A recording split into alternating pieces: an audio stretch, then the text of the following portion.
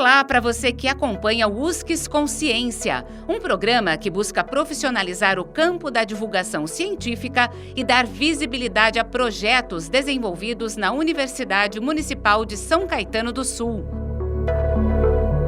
O USCS Consciência foi criado para conectar ciência e sociedade e se dedica à prática de divulgação científica a partir dos meios de comunicação em diferentes formatos e linguagens.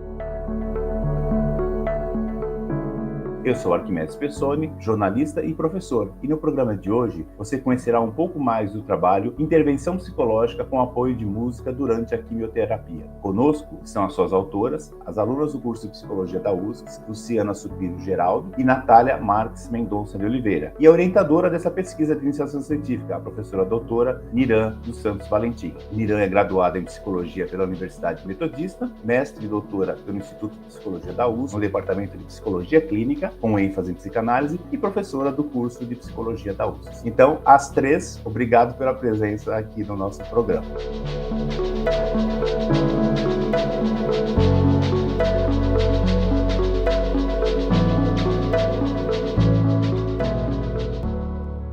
Niran, vou começar com você, né, que é a mentora, né, de tudo, depois a gente passa para os colegas que foram a campo aí e ajudaram na construção dessa pesquisa, né? Sim.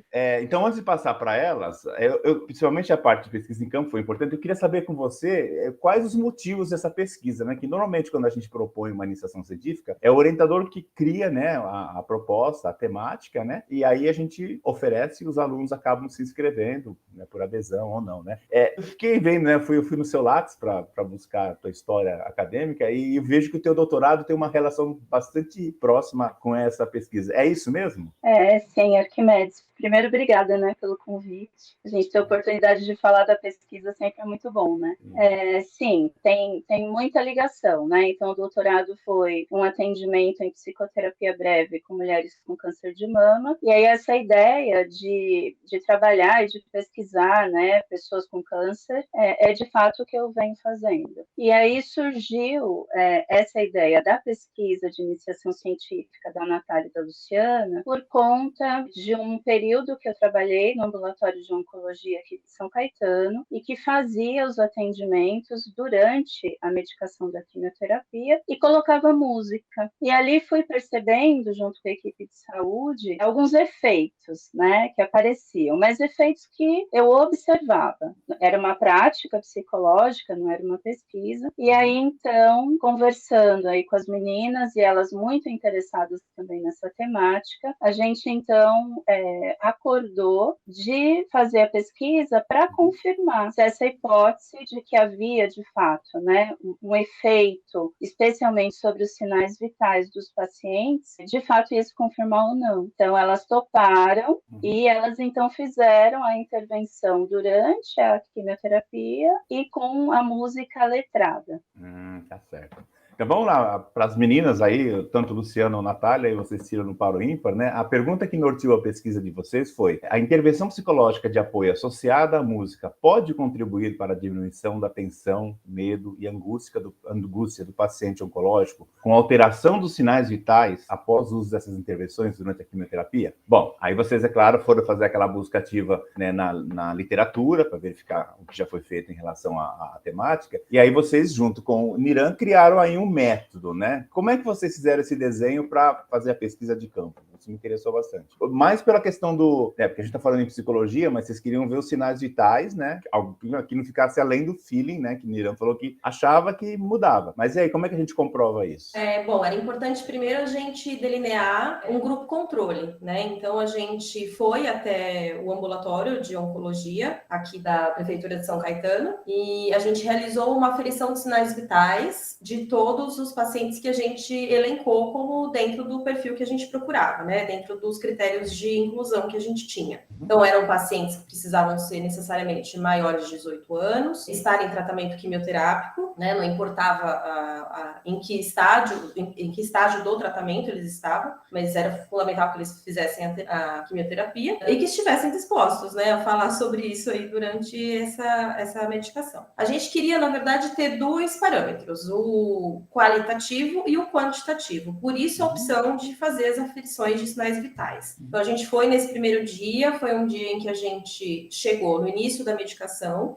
A quimioterapia tem muitas variedades, então tem sessões de quimioterapia de 1 hora e tem sessões de quimioterapia de 4 horas. Então, a gente muitas vezes pegou também pacientes com essa variedade, né?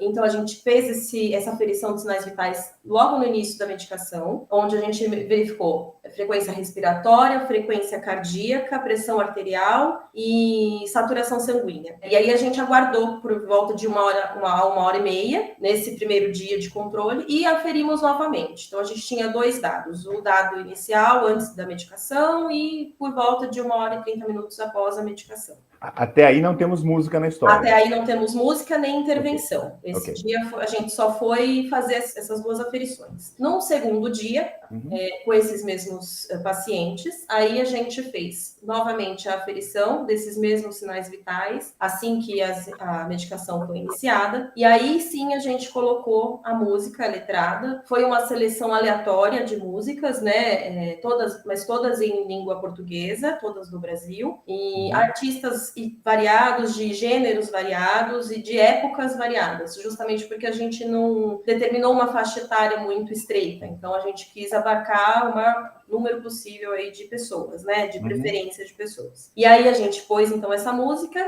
e começou a fazer as intervenções. E aí uma média de 30 minutos a intervenção propriamente dita. E aí, concluída a intervenção, onde a gente fazia algumas perguntas disparadoras para esses pacientes, e aí eles já traziam as suas próprias demandas, né, as suas próprias questões. Aí a gente fez novamente a aferição dos sinais. Então, a gente tinha esses 2 quadros, né, um dia em que a gente não fez uso de música nem de intervenção, um comparativo antes e depois da medicação, e um dia em que a gente fez, de fato, a intervenção com música e também a aferição antes e depois. A partir daí, a gente tinha a condição de verificar se, de fato, era a intervenção com música que provocaria alguma alteração nesses sinais vitais. Então, essa era a avaliação quantitativa que a gente tinha da pesquisa. A qualitativa era a declaração mesmo, né? Era através do autorrelato deles. Mas, assim, até por curiosidade, eles receberam um fone de ouvido em que cada um ouvia separado, ou você colocou lá uma música ambiente e todo mundo ouvia ao mesmo tempo a mesma música? É isso? Foi uma música ambiente. A gente levou uma caixinha de som, preparamos a lista, né, previamente,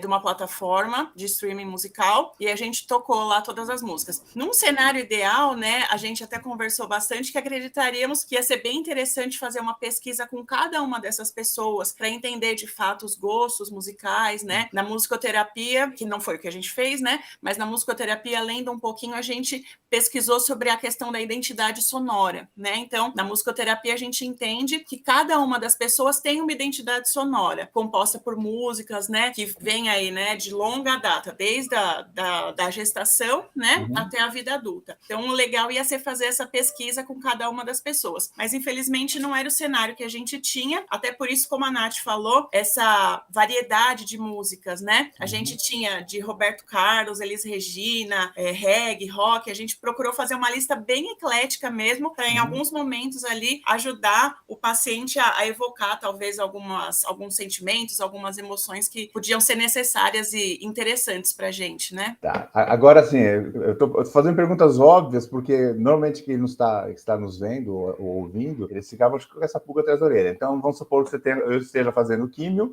você tem todo aquele sentimento de medo, né, de dor, né? A palavra câncer é algo que dá uma conotação bem ruim, ligada à morte e tal, enfim. Pode ter falado sobre isso depois, porque eu já passei por isso, então a gente faz até por né, ter passado por. Mas assim, aí você bota lá um Roberto Carlos, né? E aí a pessoa tá lá ouvindo, talvez ela fique mais, né? Vai lá pro fundo do baú, lembre de um momento legal da vida, triste, alegre, enfim, qualquer, e fica mais calma, e isso acaba se refletindo no batimento cardíaco, tal. Aí, ponto, é um dado, né? Aí depois que vocês conversam com essa pessoa, né, individualmente, ou em grupo, também não sei, aí vocês me explicam, né? E falam, quando você ouviu o Roberto, o que isso fez para você? Tal. Vocês tiraram esse feeling da pessoa, para depois vocês fazerem o tal do nexo com causal, né? Rolou porque ouviu isso, o batimento subiu. Como é que foi essa história? Aí eu não sei quem das três vai responder. Acho que eu posso começar e as meninas vão complementando aí, né? Okay. Então, de fato, a música era tocada, a gente colocou lá a caixinha, né? Só explicando rapidamente, a gente colocou a caixinha e a gente ia conversando individualmente com cada um desses participantes,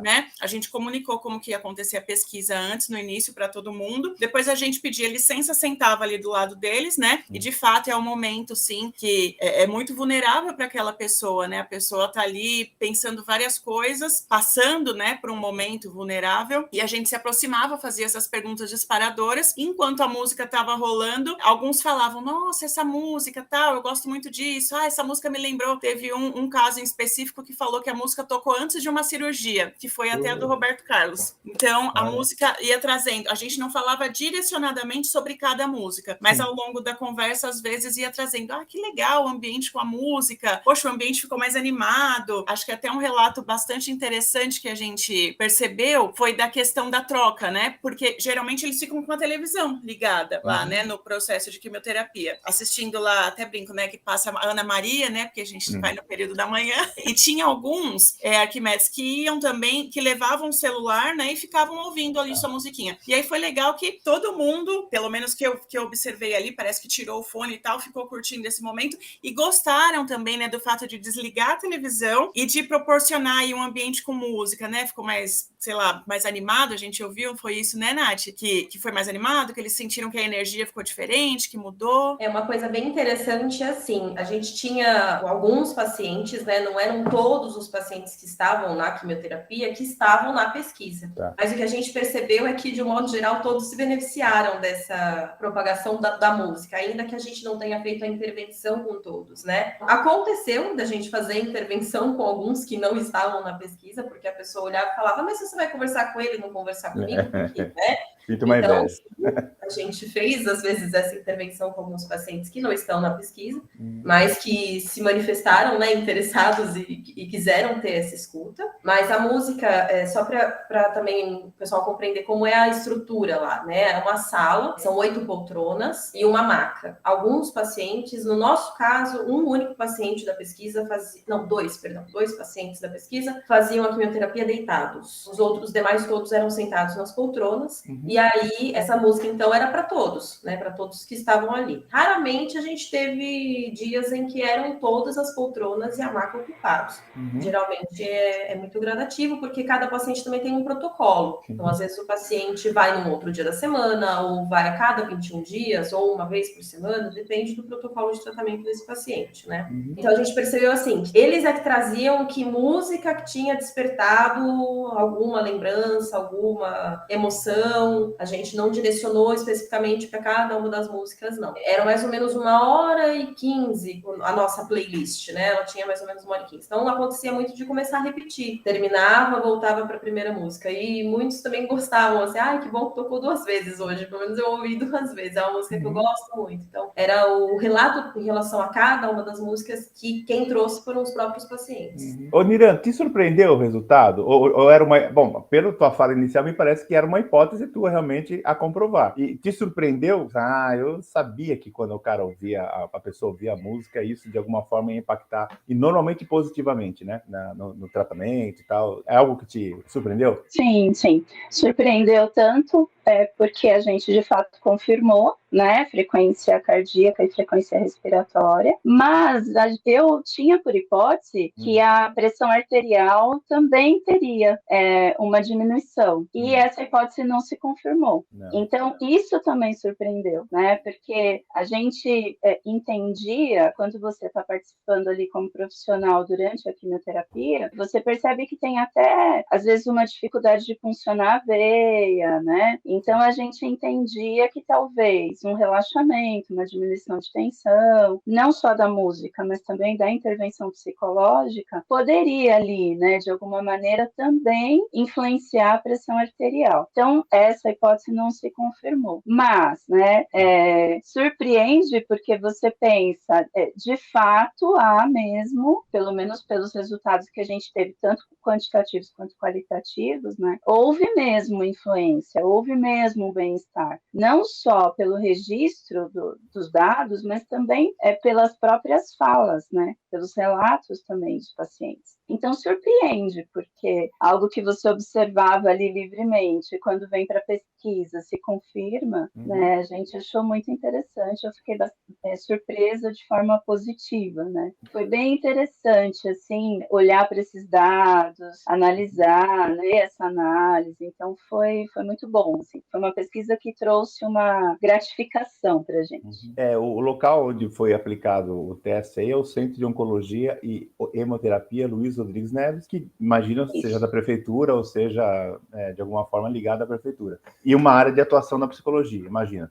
Quando, aí acho que é mais a Nira que deve saber, vocês fizeram uma devolutiva, imagina, acho que quando você chegou para pedir permissão para poder fazer e assinar o termo, né, como a gente sabe todo o processo, né, do comitê de ética e tal, né, não é uma loucura, né, assim, tudo é registrado, provavelmente você deu uma devolutiva para os responsáveis, falou, olha, a pesquisa realizada por Luciana e Natália foi concluída, elas apresentaram e a gente tem alguns resultados bastante interessantes. Você chegou a mostrar para eles? Porque eu acho que, é claro, é uma iniciação científica, né? Não é algo assim com profundidade, de ficar 4 anos comparando grupos, se o Roberto Carlos toca mais que, sei lá, né? Assim, essas coisas careceriam de mais tempo e profundidade, e numa iniciação científica a ideia não é essa, né? A ideia é apresentar a pesquisa para a Luciana e para a Natália e vai que o bichinho pica e elas continuam sendo pesquisadoras, que a gente torce.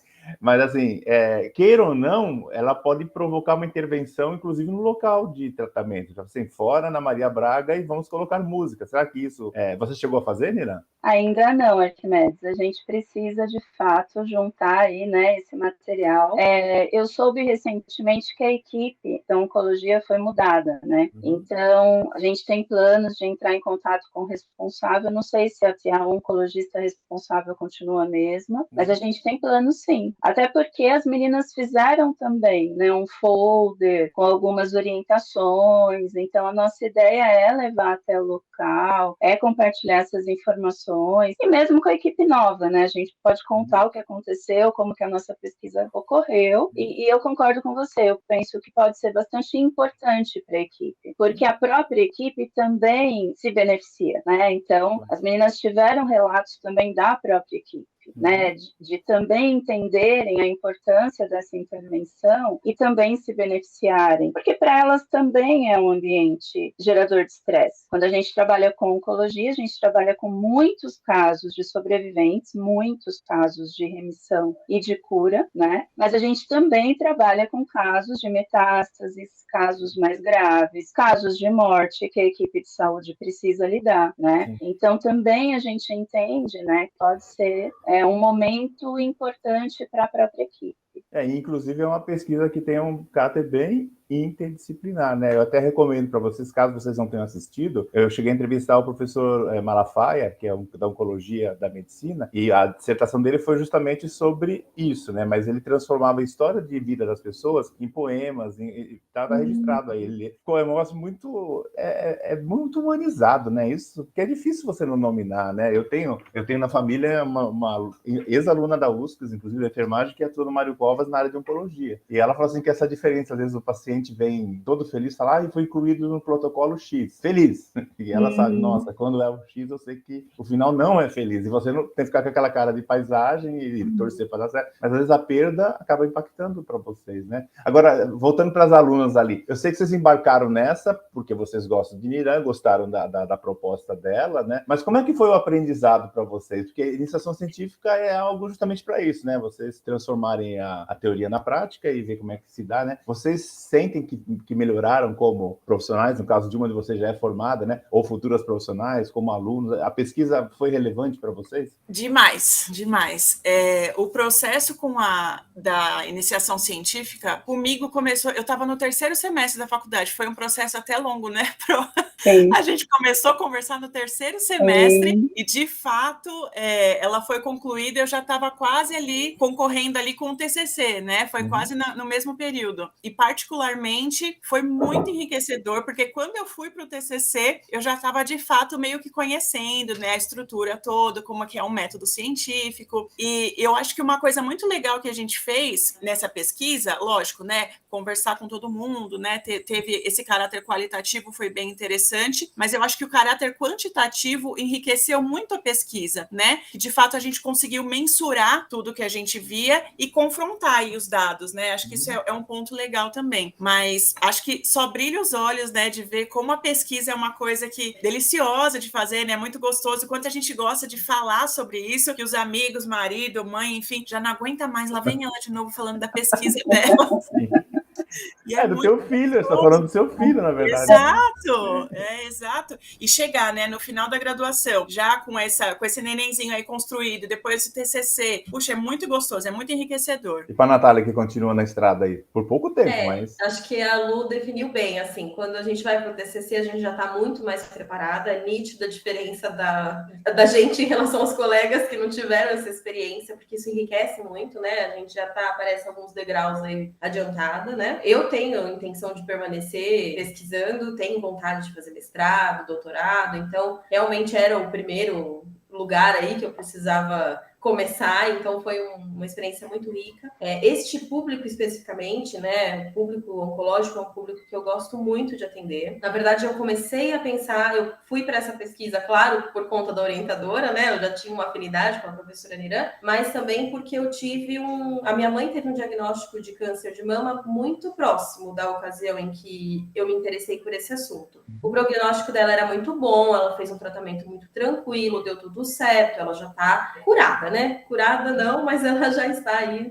na manutenção do tratamento. Mas eu acho que isso fez com que eu olhasse para esse lugar, né? Para esse paciente, pensando justamente na escuta psicológica adequada para esse paciente. Porque eu percebi nitidamente a necessidade que ela tinha de falar sobre isso. E como ela teve dificuldade de encontrar um bom profissional. Então, acho que isso me chamou muita atenção. E aí eu fui para essa pesquisa, conversei com esses pacientes, depois tive a oportunidade de fazer estágio lá mesmo no ambulatório e no hospital, na parte oncológica. Então, assim, é um lugar que eu curto, assim. Eu acho que eu gosto de lidar com esses pacientes. Acho que a noção de vitalidade deles, assim, é muito firme, né? Muito forte. Porque eles estão lidando com possibilidade de morte, né? Eminente. Então, para eles, as questões deles são vitais. Eles precisam falar, eles precisam resolver. Eu acho que isso é muito bonito, a gente poder acolher, a gente poder promover algum alívio. Acho que nesse sentido me ajudou muito a determinar o que eu quero de carreira, né? Então esse é o meu plano. Eu gostaria de fazer uma clínica voltada para esses pacientes. Claro que eu acho que não vou ter talvez espaço para fazer só isso, mas com certeza é uma coisa que eu quero olhar com bastante delicadeza, com bastante cuidado, para promover essa escuta bem adequada, porque a gente percebe que a gente é um pouco deficitário na formação de psicólogos com essa finalidade. A gente fala em psicologia hospitalar, mas não é isso, né? A psiconcologia também não é isso que a gente quer fazer. Então é um trabalho muito particular, muito peculiar. Então eu curto bastante. Para mim foi uma experiência muito rica. Que bom. Bom, Niran, a gente sabe que essa pesquisa das meninas foi concluída no ano passado, né? 2022, estamos falando de 23, então elas defenderam. Para elas, ok, etapa vencida, segue, mas você continua. E a gente sabe que normalmente o professor propõe novas pesquisas sempre, né? Queria saber o que você tem aí nessa área engatilhada, se já está fazendo alguma com outras alunas de iniciação. Me parece que rola também um livro aí seu, não é? O passarinho me contou. Como é que é isso? Sim, teve sim. Tem o livro do doutorado, né? Então eu adaptei a escrita do doutorado e publiquei um livro pela editora Juruá em dezembro. E foi muito gratificante também, né? Porque você vê a tua pesquisa ali, né? No livro, poder divulgar. Então tem sido muito gratificante. E aí tem uma iniciação científica de uma estudante que eu vou lançar agora, né? Que a gente também já está escrevendo, que é sobre sobreviventes de câncer de mama, que também é uma temática que me interessa muito.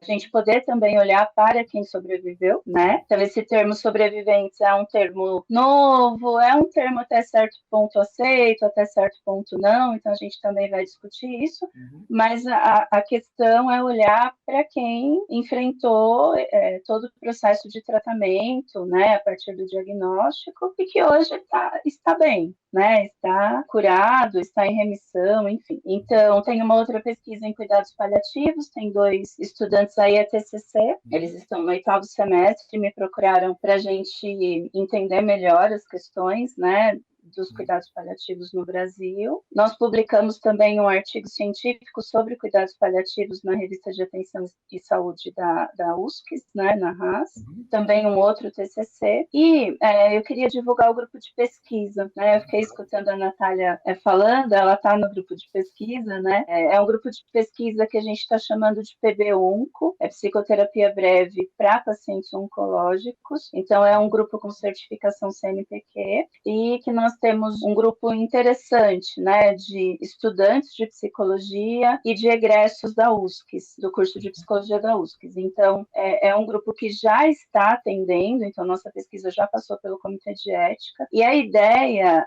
surgiu com o meu doutorado. Eu atendi em psicoterapia breve mulheres com câncer de mama, e agora a gente está estendendo o mesmo método de psicoterapia breve para outros tipos de câncer, e também gêneros, enfim, né, outros gêneros. Então, esse grupo é um grupo que a gente está cuidando muito justamente por aquilo que a Natália traz, assim, de preparar profissionais para o atendimento psicológico, psicoterápico de pacientes que estejam em tratamento de câncer, né? Então, a gente vê também essa importância dessa formação, dessa capacitação. Mas ouvindo a sua fala da Natália, eu sempre, né, como pesquisador, fico imaginando assim, que vocês têm uma linha muito tênue, né, entre o pesquisador e aquele que passou pelo processo ou da doença ou de estar muito próximo a alguém com a doença, né? Então, às vezes, a Natália, imagino que algumas vezes ela se pegou pensando na mãe quando ela estava falando com alguém e fala, puxa, minha mãe deve estar sentindo a mesma coisa que essa pessoa, né? Então, esse envolvimento que a gente fala que você tem que ter um distanciamento do objeto de pesquisa, às vezes você fala assim, ai meu Deus, até a página 20 dá certo, mas depois o coração fala mais alto, né? Enfim. E uma dica que eu dou em relação ao N de vocês é que quantas pessoas passaram pelo processo? Foram 30. 50? 30. Ok. E tinha homem? Sim, homens e mulheres. Tá. Não, porque isso era uma coisa que eu acho super importante, porque eu me lembro de ter feito, né, quando jornalista, uma matéria sobre câncer de mama masculino, que quase ninguém fala, né, como se um homem não tivesse mama e não tivesse câncer, né? Aí, de repente, é bom até ressaltar isso, né, que é uma doença que não escolhe gênero, né? Homem, mulher, enfim, todo mundo passa por isso e tem que fazer lá o seu tratamento e vai precisar de apoio psicológico. Então, eu só quero parabenizar o trio aí pelo projeto, pelo resultado dessa pesquisa, que eu acho super importante, e agora muitas pessoas, inclusive Luciana, agora pode passar o link para a família, eles vão saber para que você estudou tanto tempo, né? Porque às vezes as pessoas não entendem, você dá um nome difícil para a banca ficar feliz, fala, bom, ok, quer dizer o quê, né? Então você já contou a importância disso daí, né? E eu queria saber se tem algo que eu não perguntei, vocês gostariam que eu tivesse perguntado? Não, eu acho só que, assim, essa questão do distanciamento, né, que você comentou, sim, era uma preocupação que a gente tinha, um cuidado que a gente teve ao longo da pesquisa, né, mas também a gente precisa lembrar que a gente não vai pesquisar nada que não nos move, né, de algum lugar a gente olhou para isso, de alguma forma atravessa a gente, né, ou porque a gente tem alguém próximo, ou porque é com a gente, ou porque a gente quer resolver o problema do mundo, né, e eu acho que câncer é uma doença que mais mata, né, no Brasil, então a gente precisa realmente pensar políticas públicas melhores, o lugar da psicologia nesse tratamento. A gente vê muito comum que equipes multidisciplinares não tenham um psicólogo, e o tratamento psicológico e emocional nesse tipo de tratamento, nesse tipo de adoecimento é fundamental. Às vezes ele vai determinar o resultado do tratamento para o paciente. Nós mesmos escutamos assim, a associação à morte, quando se pensava em quimioterapia, então o tratamento é associado à morte, mais até do que a doença. Porque essa pessoa piora muito antes de começar a melhorar, né? Então, ela vai associar, às vezes, eu vou morrer de fazer quimioterapia, não vai ser o câncer que vai matar. A gente ouviu isso. Então, a importância mesmo da gente pensar em melhores estratégias para fazer um acolhimento psicológico desses pacientes e pensar que existe um indivíduo por trás dessa doença, né? Que está ali com sonhos, com projetos, tem uma história de vida, e às vezes a gente vai ser o único profissional na equipe que vai olhar para ele como esta pessoa, e não como o CA de mama, porque é assim que no ambiente hospitalar e ambulatorial a gente escuta, né? Não é nem o câncer de mama, é o CA de mama, é o CA de próstata. Então ele vira o diagnóstico, e a gente está ali para falar, não, gente, ele não é um diagnóstico, não, ele é um indivíduo, um sujeito com planos, com família, com medo, com esperança. Acho que é muito importante a gente pensar o papel da psicologia nesse lugar. Esse foi o USCS Consciência, programa sobre pesquisas realizadas na Universidade Municipal de São Caetano do Sul. Este episódio teve a apresentação de Arquimedes Pessoni e trabalhos técnicos de Márcio Roberto do Nascimento Filho. O USCS Consciência é uma produção da Coordenadoria de Comunicação e Universidade de São Caetano do Sul e pode ser acessado no canal do YouTube da USCS e nos aplicativos de podcast. Você encontra o USCS Consciência nas redes sociais Facebook e Instagram.